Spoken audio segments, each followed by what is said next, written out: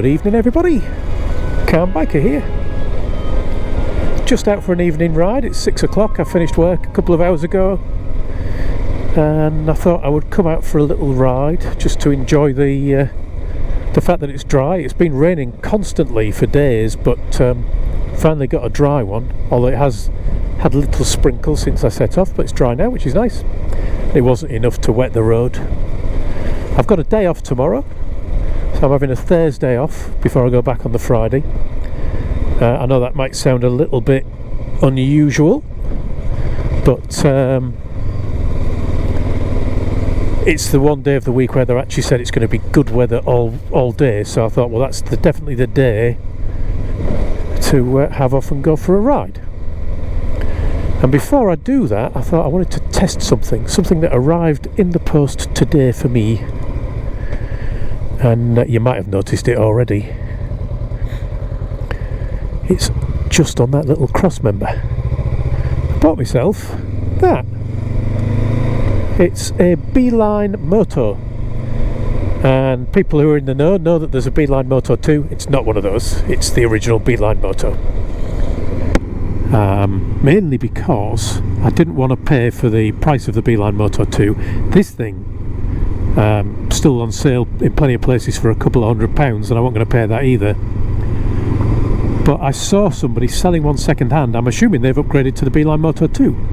And they put on an auction on eBay, so I put on a silly bid of 40 quid, thinking there's no way I'm going to win with 40 quid, and I was right. About an hour later I got a ping on my phone and it said, you've been outbid. I thought, oh well, fair enough. So I put in a reminder for 5 minutes before the auction was going to end. Got that reminder, went online. This was about 5 or 6 days later, and the price was at £60, and I thought, well, it's worth a go, it's worth putting on a silly bid. So I thought I'll go with £65. So I was sneaky. I waited until 5 seconds before the end of the auction and then put on a bid of 65 quid, and I won it for 62, so I'm quite pleased with that. So I thought I'd give this a try. It's kind of a GPS, but it's not really a GPS. It's actually just an extension for your phone screen. So my phone is in my pocket, providing all of the GPS and navigation information and the connection to the internet if it needs to reroute and all that kind of stuff. The phone's doing all the work, and this is just showing me the instructions on the screen in this tiny neat little package. So I thought I'd come out and do a video, test it out, and give you my first impressions of this little device. And I've been riding around for about 20 miles so far. I've only put in a tiny little route. I did myself a really simple route, and then I added about 10 random waypoints to that route, just so I could see how's it going to navigate me around that route, and also is it going to kill my phone battery, which I'm told actually it shouldn't, because the screen, which is the thing that takes up the most power on your phone, is switched off. So hopefully it won't kill my phone battery. See if I can learn how it works, because I've not read the instructions, so I'm just mainly guessing by what I can see on the screen. I thought, yeah, just do a little route, try it out, and then if it's all good, then tomorrow for my main ride I can use this. And I guess I suppose I should give you those first impressions then. I think this is going to tell me to turn left here. I think it is doing it. I'll explain why I said I only think in a minute.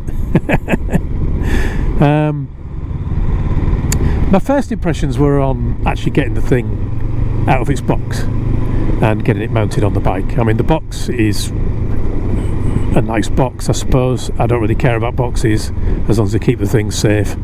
I don't really care about doing unboxing videos, so I didn't. I've done one in the past, it got a few thumbs downs. I'll stick a link in the corner, you can see if you can work out why it got the thumbs downs. But it came with 2 mounts, which was quite nice. One of them almost looks like a double-headed spoon, and I think you're supposed to stick part of it on your bike and then put the device on the other end, I think. And it's got like a GoPro style 3 prongs into 2 prongs with a screwy thing in the middle, so that you can change the angle of it, I guess. I think Nope, I thought I'd gone wrong, but I think maybe I haven't gone wrong. Okay, so that looked quite neat, and I thought that could be useful if I get a GoPro to RAM mount. I could actually stick it on this RAM mount. I've got a RAM mount down here on the Kawasaki, so I could stick it on there as well. I've used that in the past with the phone on, but it's a bit cumbersome. And also when you're doing sat-nav on the phone with the screen on, the battery's good for about an hour and a half max, and I like to go out for 8 to 9 hours at a time, so that's no good. Whereas this is supposed to last for the whole day, and hopefully, as I say, not destroy your phone's battery in the process. So I thought that's quite a neat thing. But then this other mount is actually even neater. It's like a little circular thing, and the device, you push into it and turn it to lock it into place, and it's onto this little bar with two rubber bands. They're more like O-rings really than rubber bands, but they are a bit stretchy. There's like 4 little prongs on the base, and you put the base where you want it. It's got a nice soft rubber back so it doesn't slip around, and so far it's not moving. And then you go corner to corner in both directions, so you got 2 rubber bands holding it on, so I guess you got a bit of safety there in case one was to fail. And it seems to hold it on really nicely, and it's incredibly neat. I hope you agree that is really, really neat. So first impressions from that point of view were really good, and I've fitted this to the bike in, I don't know, 30 seconds. It's as easy as that. Second impressions, or first impressions part B, because I'm going to call this one First Impressions, the video. So first impressions part B were the device itself. Now I have not read the instructions, so yeah, I'm not going to get this right. I've kind of looked at it and thought, okay, I'll try and follow the route I planned. I tried to plan a route on the phone and found that a bit annoying because fat fingers and small screens and maps don't really mix, so I did it online on the website and downloaded it to my phone, which was absolutely simple. As soon as I'd finished designing it and I clicked save on the website, I fired my phone up and it was already there, so that was a good first impression as well. So I suppose the actual navigation is first impressions part C. So part C, don't know what I'm doing, as I say, I haven't read the instructions, but it seems fairly self-explanatory, although it's taken me a little bit of getting used to. So you've got this big arrow, that kind of upside down V, which is telling me which way to go. I'll lean in so you can see it, but I'm not looking at it. There's some like dots across the top with a thicker line through. I think that's your progress through your route. So I'm about halfway through my route at the minute. At the bottom you can see it says 0.4 miles, that's until my next instruction. 0.3 miles now. And then you can see there's a dot to the right. It's kind of 45 degrees to the right. I'm fairly sure that means that my next instruction will be to turn right, and it will be at a 45 degree angle. However, I have found this a little bit tricky in places to get on with, because it does, even though there's a countdown, it should be obvious it's 0.1 now, it's got to be this way, hasn't it? Because there's no little map, and the Beeline Moto 2 I know does have a little map, but also it does have a much bigger price tag. Because there's no little map, it can be a little bit tricky to follow where that's actually going. Occasionally, above those numbers and inside that upside down V, occasionally it has come up with a little kind of turn right symbol, almost looks like a slip road. Never anything but a slip road, even though it hasn't been a slip road on any occasion. Is this telling me to go? No, it can't be, can it? That's a dead end, that one. Must be a little bit further down. Trust it, Richard, trust it. 0.1, not 0. Okay, so yeah, occasionally it has come up with that symbol. I have no idea why it came up with that symbol a few times and this time it hasn't. So I don't understand that bit at all. I'm going to have to look that up, and if there's a good explanation, then I can probably pop that on the screen to explain it to you in case you care. Oh, he was indicating, right, he's changed his mind. Maybe he's using a Beeline Moto. So hopefully you saw that the arrow then turned as it was time to actually do the turn. I wish it did that a little bit earlier, to be honest, because it's fairly pointless when it does turn, because if you haven't been paying attention, it's already too late for doing your turning. So that's a bit tricky, but I think I can get used to that. I've also found that occasionally you'll be going along a road in a straight line, it'll say something like in 0.1 miles there's an instruction and the dot will be straight up, so I assume I'm carrying straight on, and when I get to 0.1 it goes to 0, I then just carry on. But it's done that at crossroads where it makes sense, and it's also done it just on a road like this where there were no side roads, which makes no sense at all to me. So maybe there's a good reason for that, but I don't know what it is.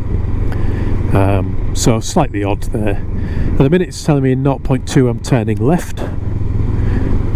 Oops, somebody's flogging a bike. So I'm now looking for a junction on the left because, as I say, it's not got a little map, which would be definitely a big advantage. But for 62 quid, you know, what can you do? Ah, there you go, it could be that one, innit? So the screen itself, I think, is incredibly clear in what it's showing you. Very crisp. The light conditions I've been in some bright light, but not obviously midsummer high sun, so I don't know how good it is in that. But right now it's absolutely brilliant. It's been brilliant the whole time. Really easy to read, really easy to see all the different bits and pieces on it. Just a shame that sometimes I'm not quite sure what it's going to do. So here, look, it's saying 0.1 miles you're going straight on, 0 miles you're going straight on, there are no junctions, and now 1.9 miles we're turning right. I have no idea why that is doing that. If you can tell me that, if you've got one of these things, please do. Maybe it's just a glitch, or maybe there's something that it's trying to tell me. Maybe I've put a waypoint there. Maybe it's that. Maybe it was actually the time to my waypoint that I've put into the map. Could be it, couldn't it? In which case, it's probably quite clever. Because if I've got a place on a road that's a straight line and I want to visit it, that could actually be really useful if it is that. So yeah, maybe it is. Oh, that'd be cool. So yeah, so a little bit tricky to read. I think, you know, I've been riding for about 20 minutes and I'm kind of getting used to it now, but I'm still not entirely sure. But it does feel like I can get used to it and it's probably going to be pretty good. So that's my kind of first impression of that. I said how it concerned me about the effect on my phone's battery. The other concern I had, and I've been asking a few questions of people on YouTube. Thank you for everybody that's answered those questions on their videos about these things, and been very helpful. I just wish I could remember who they were. I'm sorry, I can't remember. If I do remember, I'll pop it on the screen. But yeah, I've been talking to people who've been doing reviews of these things and have been really, really helpful with my choice in buying it and taking away the fears. But the other concern I had was, how's it going to deal with rerouting? Because I've seen people, I saw a sports bike shop review first where they loaded it up with a GPX file, which is just like a routing file, and it wouldn't route them to the road.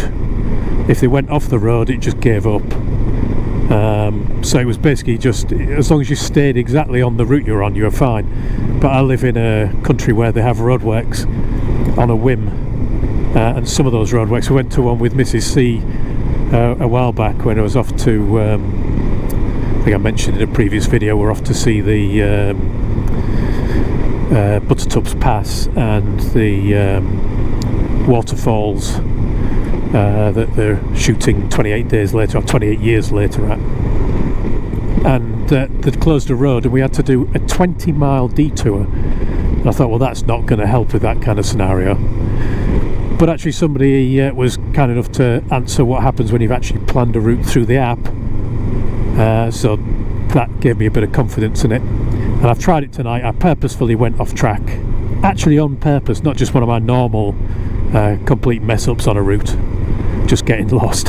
It was a real one on purpose. And it actually got me back on route really easily. I did later on go off route a couple of times while I was getting used to it by accident as well, so I needn't have bothered with the purposeful one. But yeah, it got me back on route again with those pretty well. There was one occasion where it said to get back on route, carry on, go to the next roundabout, and basically, oh, there you go, talking too much, just missed my junction. Oh well, we'll test the getting back on route thing, can't we? So yeah, it said go to the next roundabout and then turn round, and I actually turned round earlier than that. I think this is just telling me to, there you go, turn right here, so it's now rerouted. Took it a second or two.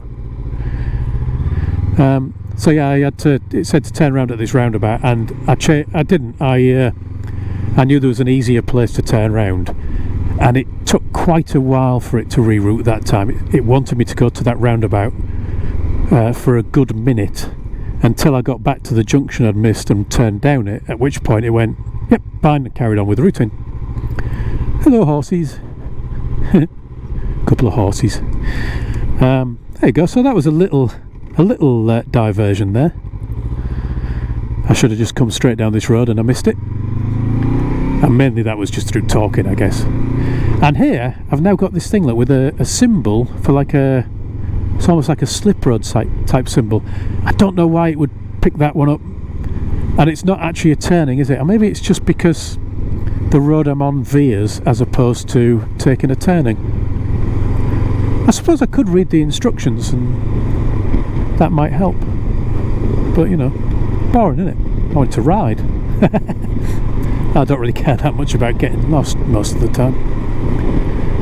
So we've got a right-hander coming up in 0.1. I'm guessing that's just following this road around, and maybe that is another one where it's just a waypoint, perhaps, rather than a turning. I shall have to double check. The other thing I'm not sure if it'll do, if you watch my videos you'll know I'm doing this challenge to myself to ride every lane in East Yorkshire, and this ride will hopefully count towards that. And what I've been doing so far is using Calimoto, because it'll also remember where you've been, and you can export where you've been as well as what you planned, because you know, the way you've been is more important for my challenge. You can export that to a GPX file, and I've been importing those into Google Maps or Google My Maps. Link below to the map to see everywhere I've been so far. Talking about road closures, there you go, look. This is classic Yorkshire. This is where we get a problem, of course, with not having a map, because I don't think that is actually going to be of any use to me. I'm also not completely convinced with this road closed sign, to be honest. I think I should put it up there a little bit, seeing as the cones have been moved aside, and see if I can actually see it. Maybe it's only closed a bit further on and I can get the right hand turn I need. Where else? Oh yes, I've been using Calimoto, so I want to still be able to export the where I've been, and I'm hoping I can still do that. Hoping I can still do that with this one as well, rather than having to kind of create it manually or something. Is that some deer? We've got some deer, look. Isn't that nice? Slow down, don't want to scare them too much. They might jump into my face rather than out of the way. See? They are little sods for that kind of thing. Go on, dear.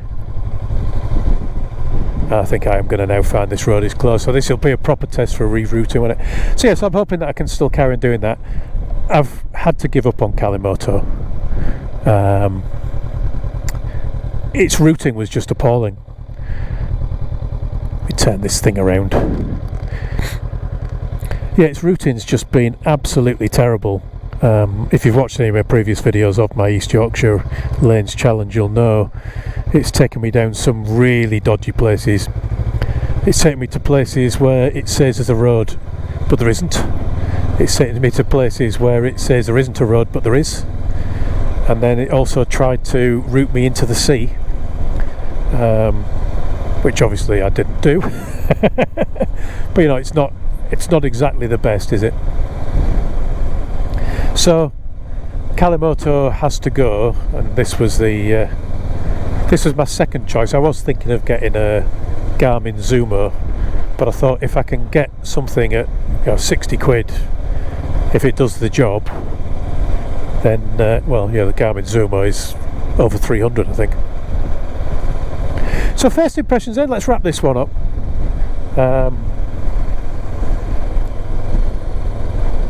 Actually no, let's not, because I've got this reroute to do. I am intrigued to know what it's going to do on this reroute, because this is clearly a fairly substantial one where the road is basically just completely gone.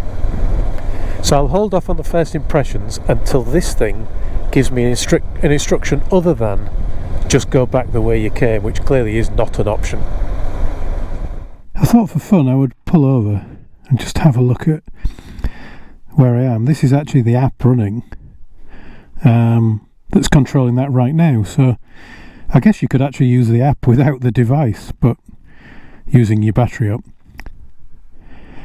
And you can see the blue is what I've got left to do, and there's the road it wants me to go down, so I can actually just stop and have a look. It's not ideal. I couldn't find any button to say jump a road closure or anything like that, so what I'm planning to do now is just ride back and try and find a route around. There's not a lot of roads around here, so it's slightly awkward. So it'll be interesting to see how it copes with this, because this is probably going to be one of those 10 mile plus routes around. Maybe not 10, but certainly multiple miles to get around the problem. Ooh, that's exciting. It's actually just giving me an instruction. I wonder what it will do, if it's just going to try and turn me around and take me back down this road or not. But it's telling me to turn right in 0.1. Is it going to be this one? No, that's that's not a road. I think it's actually just this follow the road round. Maybe that's what that symbol means, just follow the road around.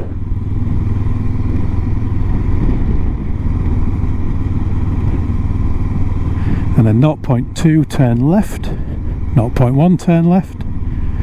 So we're nearly there, wherever it's turning me. I guess you've got to have a judgment for what 0.1 miles looks like.